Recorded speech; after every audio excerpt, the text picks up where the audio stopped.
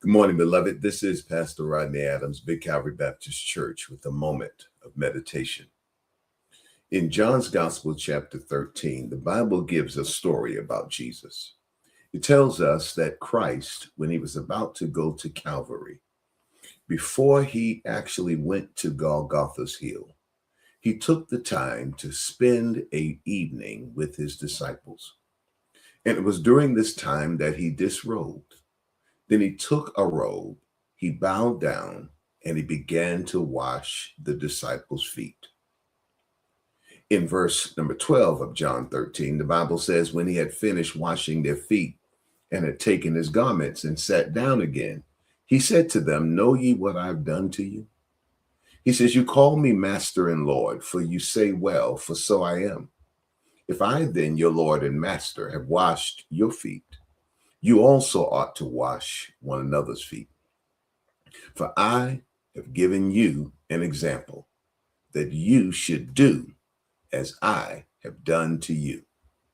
Verily, verily, I say unto you, the servant is not greater than his Lord, neither he that is sent greater than he that sent him. If you know these things, happy are ye if ye do them. Jesus tells his disciples now that what I have done to you, you should do to one another. What I've given you is an example. I've showed you how to do this. But then he says something I think is very important in verse 17. If you know these things, if you're aware of them, if you have been informed of them, happy are ye if ye do them. This word happy is a Greek word makarios. Makarios means supremely blessed, fortunate, well off. It means that you will enjoy favorable circumstances if you do these things. Jesus tells us that the blessing is not in knowing, but in doing. James tells us in James chapter 1, verse 22, to be doers of the word and not hearers only, deceiving our own selves. James tells us that if we only hear the word, if we only know the word, but we won't do anything with the word we hear, then we are deceiving ourselves. He says, for if any man be a hearer of the word and not a doer, he is like unto a man beholding his natural face in a glass.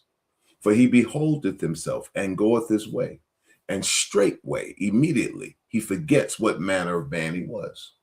But whoso looketh or continues to look into the perfect law of liberty, and continueth therein, he being not a forgetful hearer, but a doer of the work, this man shall be blessed in his deed. James tells us that we are not blessed because we hear the word. We're not blessed because we know the word. We're not blessed because we love the word. We're blessed because we do the word. See, Romans chapter 2 and verse 13 says, not the hearers of the law are just before God, but the doers of the law shall be justified. What God is trying to tell us, beloved, is that if we don't practice, if we don't put this word to practice in our lives, then we won't experience the benefit of the word. The word is seed, but seed has to be planted in the ground in order for it to germinate and produce fruit. And God is telling us that we got to put this word to practice first in our hearts, then in our actions, if we want to see the fruit of it manifest in our lives. In Matthew's Gospel, chapter 7, verse 21, Jesus says, not everyone that saith unto me, Lord, Lord, shall enter into the kingdom of heaven, but he that doeth the will of my Father which is in heaven. What Jesus is telling us now is that people know that he's Lord. They call him Lord. They sing songs that worship and say that he's Lord. Oh, he is Lord. He is Lord. He is risen from the grave and he is Lord. So people know that he's Lord and they call him Lord. They just won't do what he says. And if you don't do what he says, then he's really not Lord to you. Because if you don't do what he says, then it means you really don't respect him. You really don't reverence him. You really don't accept him for who he is. And because of that, you can't really be blessed. In John chapter 7, verse 15, the Jews asked the question of Christ. They said, how knoweth this man letters, having never learned? He never sat at the feet of Hillel. He never went to the school of Gamaliel. How does he know these things? Listen to what Jesus says. My doctrine is not mine, but his that sent me. If any man will do his will, he shall know of the doctrine, whether it be of God or whether I speak of myself. What Jesus reveals here is that if you do what God tells you to do, if you put his word to practice, he will give you more word. He will give you more understanding.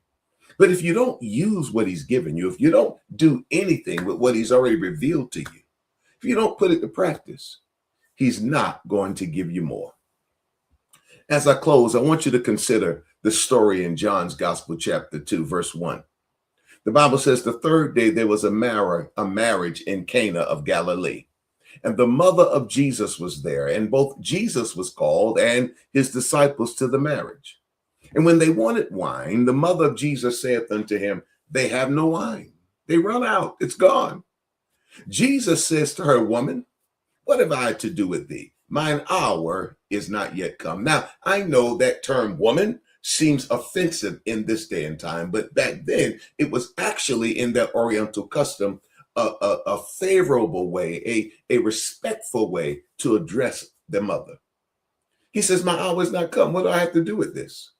His mother looks to the servants and said, whatsoever he saith unto you, do it.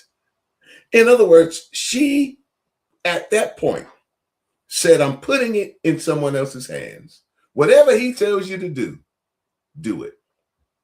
There were 6 water pots there of stone, after the manner of the purifying of the Jews, containing 2 or 3 firkins apiece. These water pots were there to wash the feet of the guests that come in. So these water pots would often hold dirty water.